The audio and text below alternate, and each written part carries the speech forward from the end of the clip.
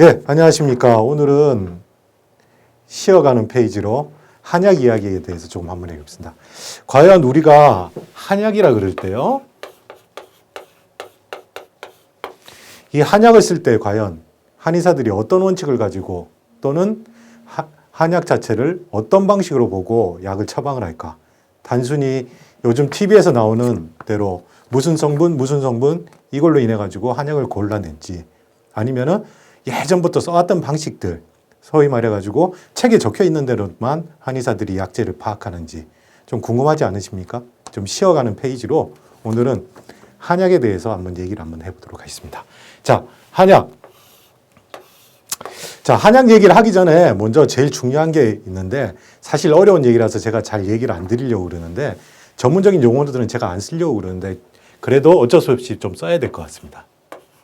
자, 우리가 한의학 하면은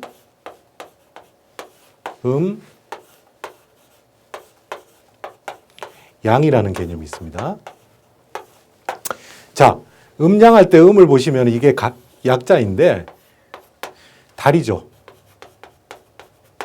이거는 해이고, 그러니까 한마디로 말해서 모든 세상에 있는 것들에 나타내는 모든 것들을 음과 양이라는 서로 두 가지 속성으로 구분해서 보는 겁니다. 말이 좀 어려우시죠? 그럼 간단하게 얘기해 볼까요? 달이죠. 밤, 즉 해가 들지 않는 곳이라고 얘기를 하고요. 들지 않는 곳. 여기는 해가 들어오는 곳입니다. 그럼 어떻게 했어요? 밝죠. 여기는 어둡고. 그러면 밝고 하는 것들은 어떻게? 활동성이 크고요. 이거는 좀 정적이게 되죠. 즉, 양은 서로 상대적인 개념입니다. 우리가 얘기를 할 때 제가 그러죠. 어떤 사람한테 저 뚱뚱합니까? 저 키가 크나요? 그러면은 어떤 사람은 당신 키가 커요. 어떤 사람은 당신 키가 작아요. 사람마다 말이 다르죠. 왜? 자기의 기준이 다르기 때문에. 기준이 달라서. 근데 만약에 제가 누구 강호동 씨보다 뚱뚱합니까? 아니면 제가 농구 선수보다 키가 큽니까? 그러면 답이 딱 나올 수가 있죠. 그 기준, 이 기준에 따라 가지고 보는 관점들이 많이 달라지게 됩니다. 그래서 양이라는 거는 전체에 나타나는 현상들이나 자연계 현상, 모든 것들을 여러 가지 기준으로 인해 가지고 서로 양갈래로 구분한다고 보시면 될 것 같습니다. 자, 너무 어렵죠? 여기서는 간단하게 얘기를 하고, 그러면은 굳이 양 했을 때 밝고 어둡고 활동성이 있고 정적이라면은 양 쪽에는 주로 남자, 쪽에는 여자. 사람으로 따지자면요. 그리고 전체적인 걸로 보면 여기는 동물, 움직임이 많은, 그리고 움직임이 적은 식물 같은 경우는 음적이라고 볼 수가 있죠. 자, 여기까지는 모르셔도 돼요. 모르셔도 되는데, 제가 얘기 드리고 싶은 거는 뭐냐면은, 자, 우리가 사람이 약재를 고를 때 약재의 어느 부분을 쓸 것이냐, 어떻게 할 것이냐에 따라서 많이 달라지거든요. 자, 제가 한번 그림을 한번 그려보겠습니다. 사람은 머리가 있고요. 몸통이 있고 팔과 다리가 있습니다. 이렇게 해서 땅 위에 이렇게 서 있죠, 사람은. 그런데 아까 전에 동물 할 때 사람을 동물이라고 봤을 때 사람을 양이라고 그런다면 이라고 얘기하는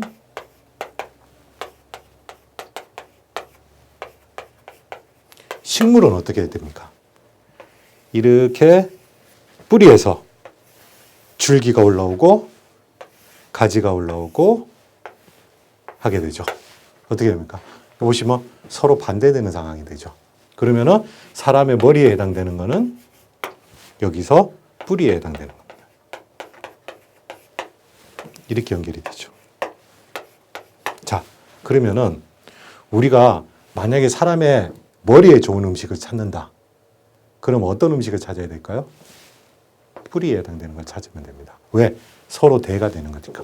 식물의 머리는 뿌리니까. 그래서 우리가 일반적으로 얘기할 때 머리에 좋다고 하는 콩, 호두, 잣 이런 열매들, 소위 열매들, 뿌리로 사용할 수 있는 이 열매들, 이것들이 대부분 머리에 좋은 음식들, 머리에 좋은 약재들이 됩니다. 그러면 이 몸통에 해당되는 거 어디에 쓸까요? 주로 우리 몸통에 쓰게 됩니다. 그리고 가지에 해당되는 것들은 어디에 쓰게 됩니까? 우리 팔다리 쪽으로 많이 쓰게 되죠.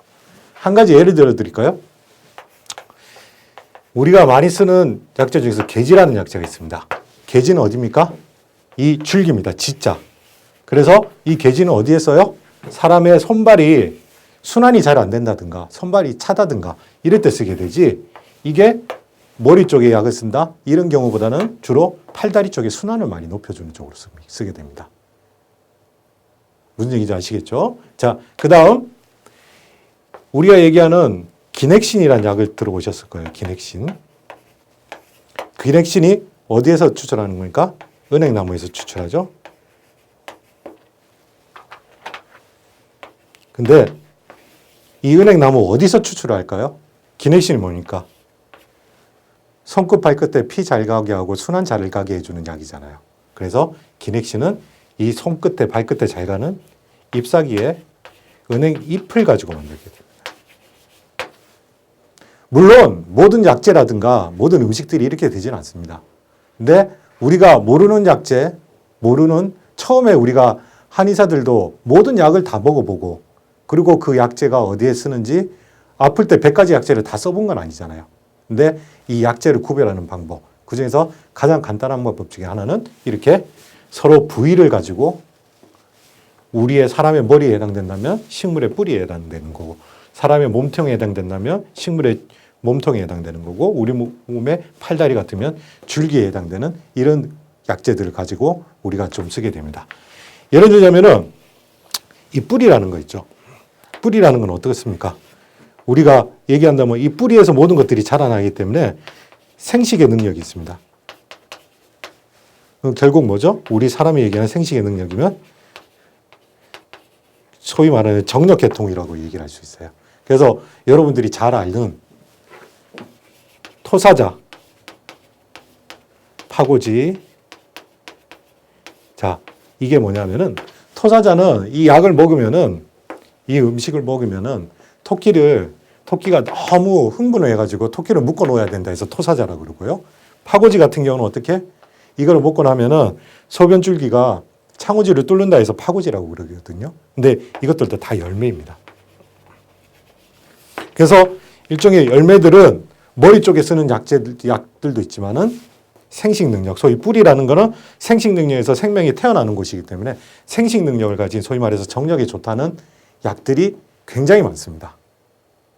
그리고 뭐 복분자도 마찬가지고요. 복분자도 일종의 열매고요.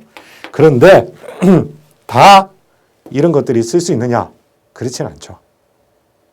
우리가 한방 약재 중에서 만영자라는, 자자라는 게 이거 씨앗이라는 뜻이거든요. 만영자라는 약재가 있는데 이거는 어디에 쓰느냐? 생식에 쓰지는 않습니다. 머리에 쓰는데, 머리에 쓰는 것도 뿌리면서도 어떠냐면 만영자는 완전히 먼지처럼 가벼워요. 가벼우면 어떻게 해요? 밑으로 깔아앉지 않고 위로 올라가게 되죠. 그래서 만영자는 머리 쪽에 쓰는 약재들입니다. 그래서 모든 뿌리라고 그래서 다 생식 능력이 있다, 다 머리에 쓴다, 그러진 않고요. 그 뿌리라는 개념을 가지고 거기에서 가볍냐, 무겁냐, 이거에 따라 가지고 또 한 번 달라지게 되는 거니까 이런 식으로 약을 쓴다는 것도 한번 생각해 보시면은 재미있으실 겁니다. 이왕 약재 얘기를 한 김에 약재가 살아가는 거 아니면 모습에 따라서 달라지는 모습들을 조금 보여드릴게요. 우리가 여러분들 칡이라는 약재를 아시죠? 이게 우리가 얘기하는 한약에서는 갈근이라는 약재입니다. 이 갈근이라는 약재가 어떻게 생겼냐면은 시골에 사신 분은 아시겠지만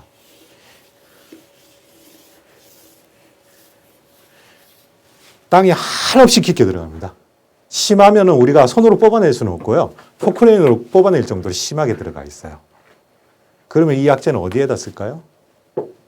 여러 가지 쓰는 방법이 있는데 이 칡을 이렇게 깊게 들어가 있는 것들을 어떤 개념으로 보냐면은 이 밑에 있는 이 뿌리가 이만큼 찾아 들어가는 건 수분을 찾아가지고 들어간다고 생각을 하고 있거든요. 그리고 칡 자체에도 수분기가 많고요. 우리가 칡즙 같은 거 내먹지 않습니까? 그러니까 이 수분을 끌어당겨서 계속 위로 올려주는 역할을 하죠. 그래서 이 칡이라는 건 어떻게 되냐? 사람 몸에서 우리 몸 안에 있는 수분이나 이런 것들을 끌어당겨 어디냐면 주로 목하고 어깨에다 많이 씁니다. 목하고 어깨가 결리거나 이럴 때, 목이 굳어 있을 때 몸 안에 있는 수분들을 끌어올려서 어깨 쪽에 갖다 넣어서 어깨를 풀어주는 역할들을 하죠. 그리고 어떻게? 수분을 끌어당겨 올라가니까 요 밑에 있는 수분들이 없어지니까 어떻게 되냐면은 설사를 멈추는 작용이 있습니다. 아래쪽에 비정상적인 수분들을 위쪽으로 끌어당기기 때문에 설사를 멈추는 작용도 있죠. 그런데 단 하나, 만약에 이 칡이라는 것도 약으로 잘못 쓰게 된다면 우리 몸에 여기에 비정상적인 수분이라든가 수분이 많이 없는 사람들한테 이 칡이 그나마 없는 수분까지 다 끌어당겨 버리면 어떻게 될까요? 여기는 바짝바짝 마르겠죠.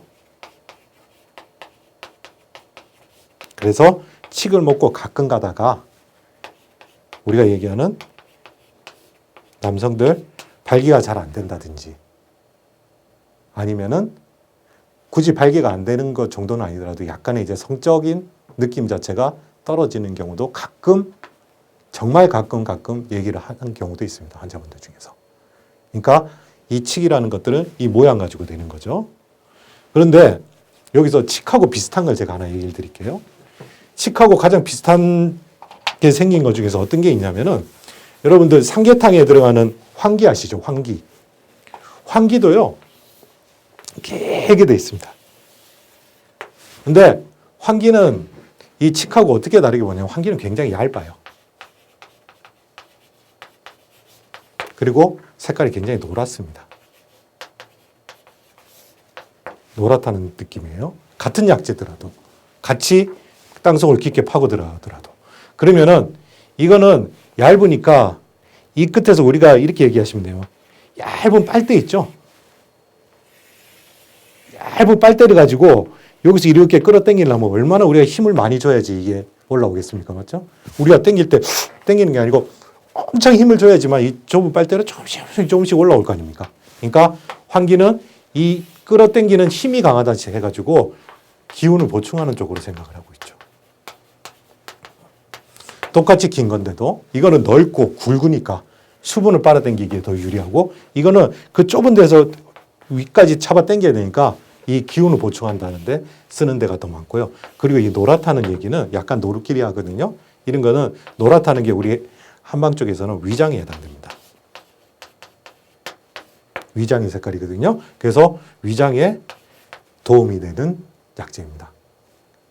그래서 기운을 보충하니까 어떻게 해요? 기력 떨어진 사람들 보충해주고 그 다음에 땀도 멈춥니다. 땀이 나가는 걸 막아주거든요. 그래서 기운을 보충하고 위장에도 좋고 땀이 멈추게 되니까 어떻게 되죠? 삼계탕에 집어넣어가지고 우리가 기력을 보충하는 데 많이 쓰게 됩니다. 자, 이 약재라는 것들을 보는 것들이 이렇게 간단하게 보는 여러 가지 관점들이 있습니다. 또 한두 가지 좀 얘기를 좀 드리자면은 우리가 한약에서 보는 지모라는 약재가 있어요. 지모라는 약재가 우리 생식기계통에 약을 쓰는 약들인데 이 약재의 특징은 뭐냐면요. 이렇게 살아나는 거를 딱 잘라버리잖아요. 잘라버리면 죽어야 되는데 죽지 않고 계속 살아납니다. 그리고 안에 수분을 계속 머금고 있어요. 굉장히 촉촉하죠. 그래서 이게 잘라도 안에 수분이 있고 머금고 있고 이런 것들을 우리가 생명력이 굉장히 강한 걸로 생각을 합니다.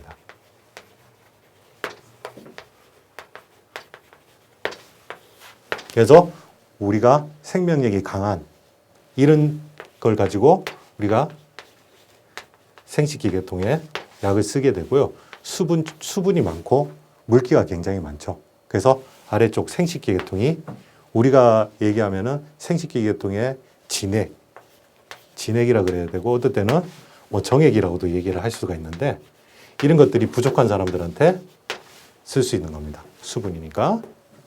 그 다음에 속단하고 두충이라는 게 있습니다. 이 약재들은 탁 잘라보면요. 어떻게 되어 있냐면은 이렇게 우리 근육 있죠. 근육에 섬유질이 막 많은 것처럼 이렇게 얽히설키 막 얽혀 있습니다. 굉장히 자르는 것도 힘들어요. 속단두충은. 그래서 이 속단두충들은 이게 자르는 것도 힘들고 근육의 모양처럼 이렇게 되어 있기 때문에 주로 어디 쓰냐? 근육이 다치거나 아니면 어디가 찢어지거나 했을 때 이것들을 이 설기설기된 이것들을 가지고 붙여주는 작용들을 많이 하게 되죠.